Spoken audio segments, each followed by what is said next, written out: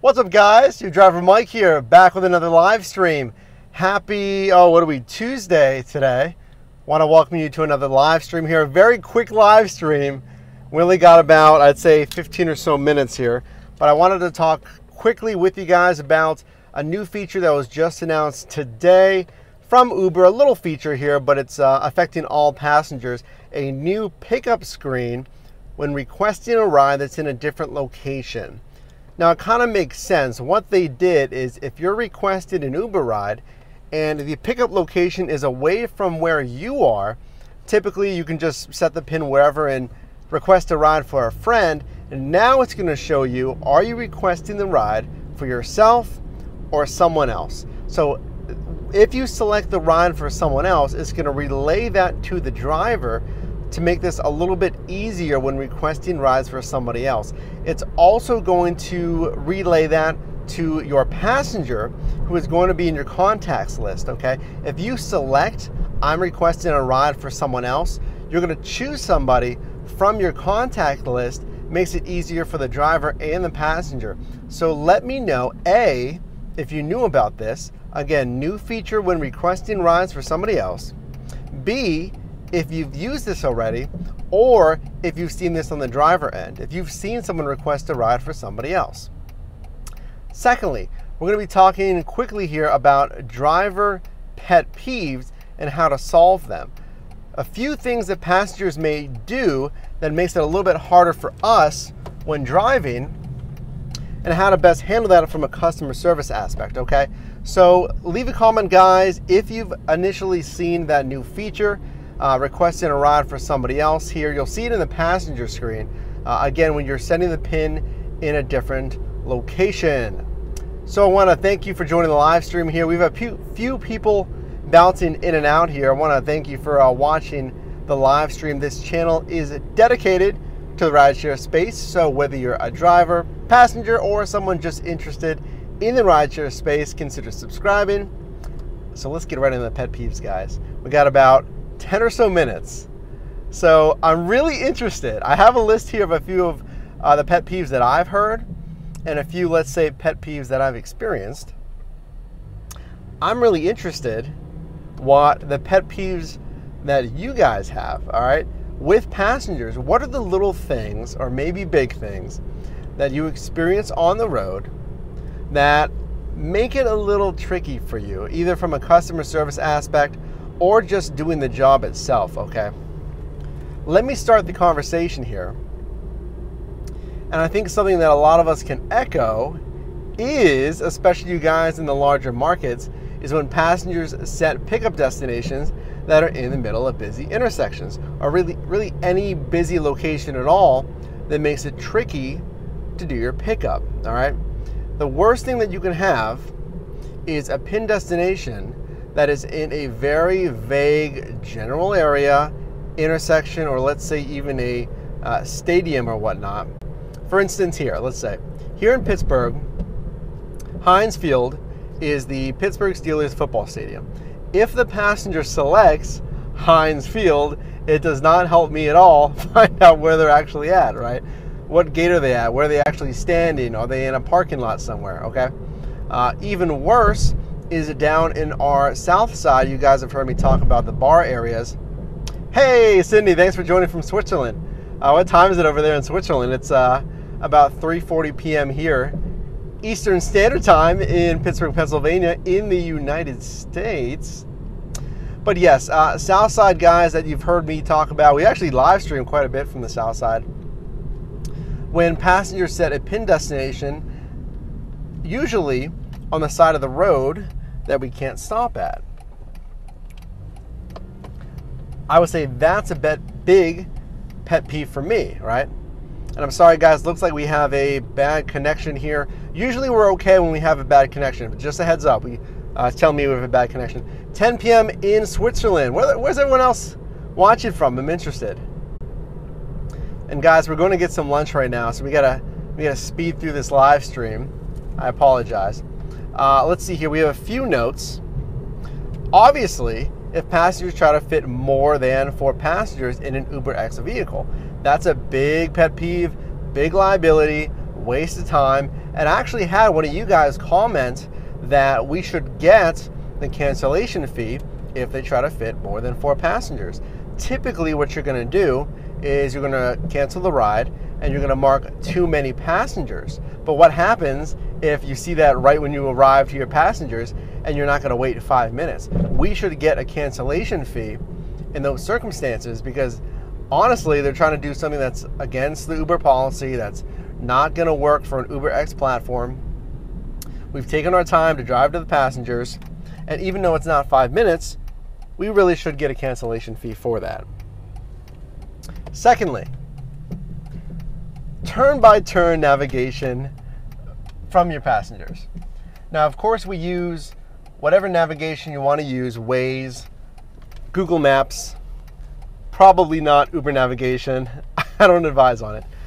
But turn-by-turn navigation from your passengers, especially for pretty common runs, you know, sporting events, concert venues, restaurants, college campuses, anything that's really pretty easy to find, that can be a big pet peeve for drivers, is a passenger dictating turn-by-turn navigation. One thing you can do to curb that, and you guys may know, is before you start the ride, and what I do, especially for longer runs, is I ask them, I say, all right, it's got us going on Parkway East. Hey, it's got us going out 1951, whatever, out Liberty Tunnels. Is that okay?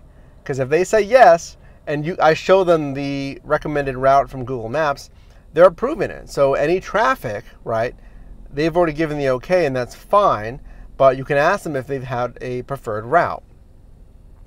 Thirdly, encouraging reckless driving and or speeding. I've had passengers that say, hey, you know, we're trying to get to the bars, we're running kind of late, can you go a little bit faster? I actually had a group of passengers that said, you know, you get an A+ for safety, but you really need to go a little bit faster. And I told them, I was like, guys, I will go the speed limit and maybe 5 over. I'm not going any faster, okay? And that was a big pet peeve for me, is they were kind of grumbling in the back seat, and it really didn't escalate past that, but that's what they said. They basically were trying to get me to go faster and speed to the bars, which really isn't a priority in my book. So I'm interested what the biggest pet peeves are for you guys, what you see on the road. And those are just a few here. Let's see, that's basically, okay, lastly here, before we gotta go. So what do you do to curb these pet peeves and make sure they don't get to you, okay? Make a list.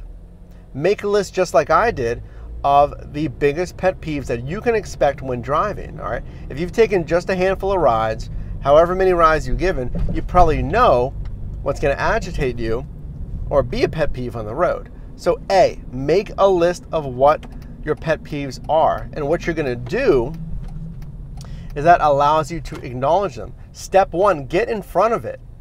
Get in front of the pet peeves, so when it happens, you've already acknowledged it. You say, okay, all right, they're starting to give me turn-by-turn navigation, they're starting to be a backseat driver, I'm not gonna let it get to me. Okay, secondly, you've acknowledged what the pet peeves are, okay, so when they happen, you know.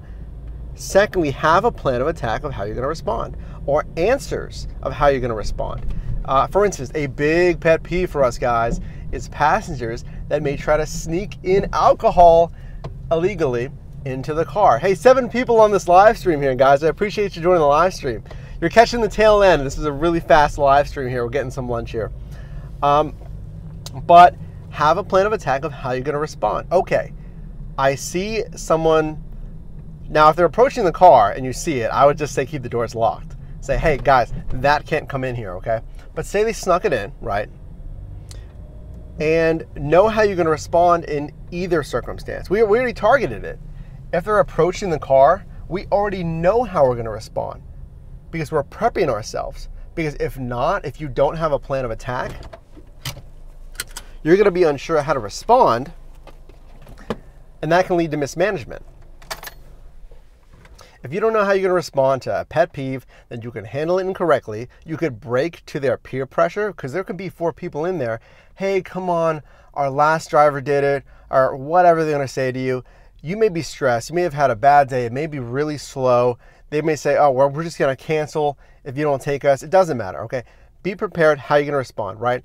If they are picking up in a busy intersection, okay, what I do, my plan is if I see them there, okay, I will wave to them.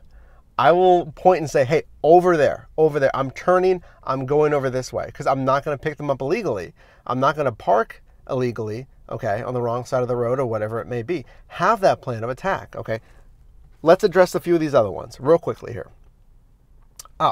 The big one here is passengers when they do try to fit more than 4 passengers in an UberX vehicle. Again, know how you're going to respond firstly so you're prepared, so you're not just winging it and again, perhaps going to break under peer pressure or what have you. Okay, here's what you're going to do. Again, the best step, if you see them doing any of these things, sneaking in alcohol, trying to fit more people before they get into the car, is, again, keep those doors locked. You can put the window down. Hey, guys, I can only take 4. If you have more than 4, you're going to have to request another UberX vehicle, or really, guys, you need to order an Uber XL or Uber SUV for more than 4 passengers, okay? I would never really yell. You know, you want to frame this with good customer service. Be stern. Again, this is your car, and I'm sure someone's going to say, well, I wouldn't even bother taking them. You can do that as well. If you see 4 or 5 people on the curb and they're waiting for a ride, if you feel like your market's busy enough, okay, and you don't really have to take that ride, don't even take them, okay? You don't really even have to stop if you feel like that's the strategy you want to take. You know, that's fine. But if you want to be and try to, let's say, what's the word, guys? I'm blanking here. I can't think of the word here, guys. But if you want to kind of reason with them through this, say, hey, guys, all right, you're going to have to order another UberX. And I've done that before. I'll say, hey, I will wait for you while you guys get another ride, okay, and we'll go together. We'll have 2 cars and we'll go. Or, unfortunately, you're going to have to order an UberX. Honestly, I think a lot of us know what happens is someone gets left behind, okay? And don't worry about that bad rating. If you think they're going to give you a bad rating, it's fine, okay? If you're new, all right, Uber's going to give you a buffer of about 50 to 100 rides to get your rating set, all right? If you're an experienced driver, then you guys definitely know that a 1 bad rating isn't going to crush you. Even if it's 1 star, which honestly, I highly doubt they're going to give. A few people here and there are going to be spiteful about that, but they know. They know they're trying to fit 5 passengers into a 4-seat UberX. They know what they're doing, okay? So don't sweat 1 bad rating, because over time, that's going to be canceled out by a bunch of 5 stars. Again, if you have good customer service, drive professionally, etc. So I got to go, guys. I'm at Starbucks. I'm getting some lunch here. I think I missed 1 comment. Hey, North Idaho. Tina, thanks for joining. That's awesome. Derek, coming from Texas. A lot of things happening in the Texas market. Corpus Christi is just getting Uber back there, and I believe Houston just got it back as well. Tina, pet peeve is people who talking when trying to navigate busy intersections. Absolutely. We have a bunch of quick turns here in Pittsburgh. So if someone is trying to give, turn-by-turn navigation, or someone's just talking your ear off, sometimes that can be a pet peeve when you're trying to pay attention to your GPS. So guys, really quick, guys, announcement for the channel. As we approach 500, by the way, which is awesome. If you're new to the channel, consider subscribing. If you're a current subscriber, you guys are awesome. I appreciate you watching the live stream. Leave a like if you enjoyed the live stream, quick live stream. But this Saturday, we're going to be doing a nice, the interactive live streams from the desktop or from the laptop, 12:30 p.m. Eastern Standard Time. And I'll set a reminder for all of you guys where you can, click on, set reminder on your YouTube page, and it'll let you know.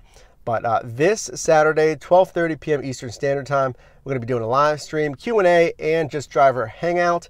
We're going to be trying to do those every week. I think Saturdays are a pretty decent day. Maybe Sundays, we'll work that out with everybody, as well as various live streams throughout the week as well, and we'll do it as we see fit. So I keep seeing people joining the live stream. You guys are awesome. I know it's a quick live stream. I just want to give you guys a heads up about a new feature from Uber and a few strategies how to best resolve pet peeves and prepare for them.